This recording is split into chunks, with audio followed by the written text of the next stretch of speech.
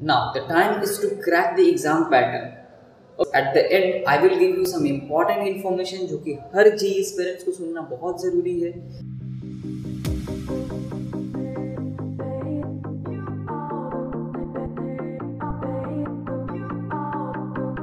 So, hi guys, this is Vivek Sharma, second year UG student at IIT Bombay and also a student mentor. So, today we are going to talk about exam pattern of 2021. ठीक है, तो JEE advance 2021 मात्र 2 या 3 दिन बचे हैं हमारे पास, almost 2 दिन बचे हैं. इस 2 दिन में अभी जो तुम पढ़ रहे थे वही पढ़ो, कोई चेंजेस मत लाओ, बिकॉज जो भी स्ट्रेटजी होगा तुमने यूज़ करा उसे कर लिया. Now the time is to crack the exam pattern.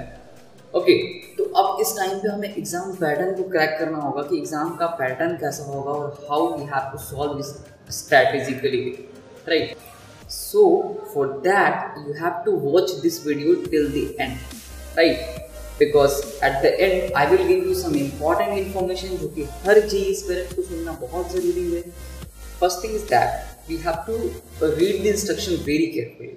अगर आपने इंस्ट्रक्शन अच्छे से नहीं पढ़ा, इंस्ट्रक्शन बिकॉज इसलिए कि बहुत सारे बच्चे ऐसा गलती करते हैं कि आपके मल्टीपल करेक्ट ऑप्शन में पार्सल मार्किंग नहीं है, फिर भी आप पार्सल मार्किंग सोच करके टिक करके आते हो और आपको नेगेटिव मार्क्स मिल जाते हैं, राइट? तो इस चीज़ में ध्यान रखना है हमें कि हमें इंस्ट्रक्शन एवरी क्वेश्चन से पहले पढ़ना है. आप जो भी टाइप के क्वेश्चन सॉल्व कर रहे हो, either it is single correct, multiple correct, matrix match, subjective और एनीथिंग, राइट? सो इस एग्ज़ाम पैटर्न को हमें क्रैक कैसे करना है, मतलब how we have to start analysing the questions according to their pattern. Like we have a multiple choice correct, ठीक है? तो मल्टीपल चॉइस करेक्ट क्वेश्चन में क्या करना है हमें यार, बहुत सारे लोग ऐसे करते हैं कि वो 1 बार 2 बार 3 बार क्वेश्चन को ही पढ़ते जाते हैं क्योंकि क्वेश्चन बड़ा होता है, राइट? लेकिन हमें वो नहीं करना.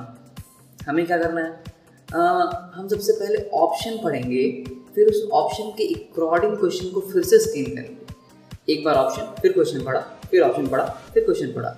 इससे क्या होगा कि तुम क्वेश्चन को बहुत जल्दी समझ जाओगी और तुम्हें क्या निकालना है वो तुम्हें पता लग जाएगा और तुम क्या चाहिए वहाँ तक बहुत आसानी से ढूंढ पाओगे. अगर तुम एक बार क्वेश्चन पढ़े, आधा क्वेश्चन पढ़े, फिर ऊपर वाला भूल गए, ऐसा होता है बड़े बड़े क्वेश्चन में, तो हमें इस तरीके से अप्रोच करना चाहिए मल्टीपल करेक्ट, राइट? सेकेंड चीज़ क्या है कि जब भी हम बात कर रहे थे सिंगल करेक्ट क्वेश्चन, इनमें भी हमें सबसे पहले ऑप्शन लिखना चाहिए, फिर उसके बाद क्वेश्चन पढ़ना चाहिए. क्योंकि अगर आप एक बार क्वेश्चन ऑप्शन पढ़ लेते हो तो तुम्हें पता लग जाता है कि ठीक है, इन सब में से मुझे कोई एक चाहिए, और इन सब में से कोई एक चाहिए तो क्वेश्चन क्या कह रहा है उसके अकॉर्डिंग सोचते हैं, ठीक है? अदरवाइज बहुत सारी चीज़ें डेटा निकाल के रख लेते हैं, पता चलता है हमारे ऑप्शन में वो चीज़ पूछा ही नहीं गया था, ठीक है? तो अब हम लोग बात करते हैं मल्टीपल मैट्रिक्स क्वेश्चन, जिसमें कि आपको एक को बहुत सारों के साथ मैच करना होता है. तो ये बहुत डिफ़िकल्ट होता है क्योंकि अगर आपके कॉन्सेप्ट वीक हैं तो इस क्वेश्चन को ट्राई नहीं करना चाहिए ऑलमोस्ट, और एट द एंड के लिए छोड़ देना चाहिए, ठीक है?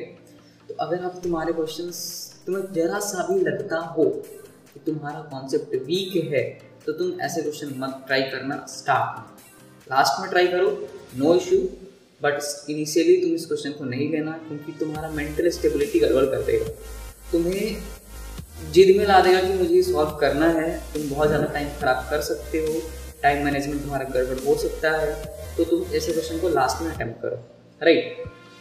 दूसरी चीज़ कि अगर आपको सिंगल मैथमेटिक्स दे रखा है तो वो बहुत आसान होता है, उसमें हम एलिमिनेट करके भी ऑप्शन आराम से निकाल सकते हैं. तो इस चीज़ को ध्यान रखना, सिंगल करेक्ट, सिंगल मल्टीपल है, सिंगल मैट्रिक्स मैच है तो तुम उसको क्या करोगे, बहुत आसानी से एलिमिनेट करके क्वेश्चन को सॉल्व करो. और एलिमिनेशन का जो प्रोसेस है ना वो सिंगल करेक्ट में भी बहुत आराम से लग जाता है.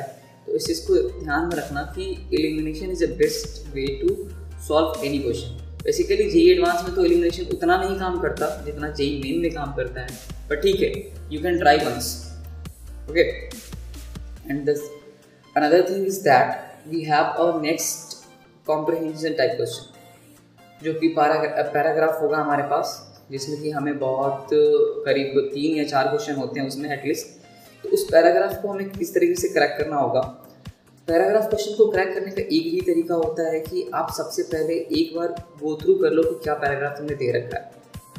वो इसलिए क्योंकि हो सकता है कि आपको कॉन्सेप्ट आ रहा हो बट आपने वो पैराग्राफ नहीं पढ़ा, और नहीं पढ़ने की वजह से तुम्हें क्या इशू हो गया कि उसमें कुछ दे रखा है हाइपोथेटिकल अनज्यूम करने के लिए, और तुमने वो अजम्पशन लिया ही नहीं, तो तुम यहाँ पे गड़बड़ कर सकते हो।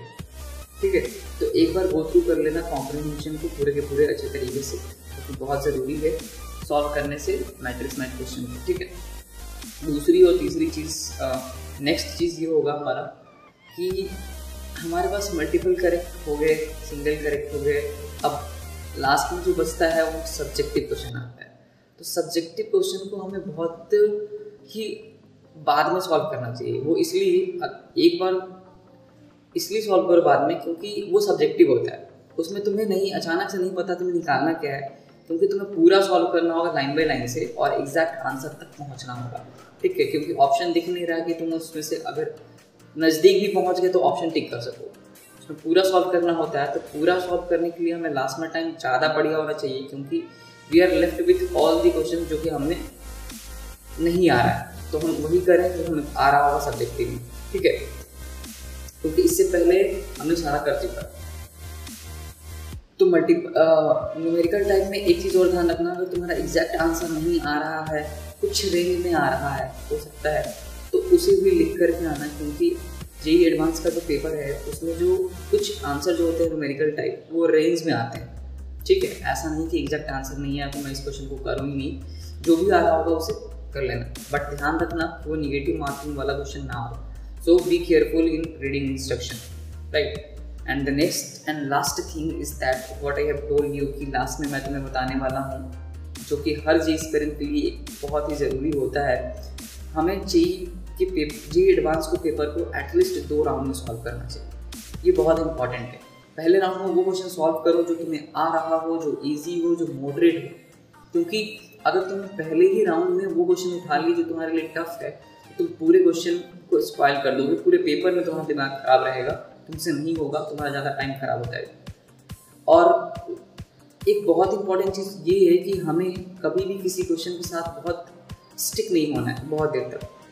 गिव मैक्सिमम 5 मिनट दे दो, बहुत ज़्यादा टाइम लग रहा है तो 6 मिनट 7 मिनट दे दो, बट कभी भी उस क्वेश्चन के साथ स्टिक मत हो कि आंसर नहीं आएगा तब तक मैं इसे करूँगा।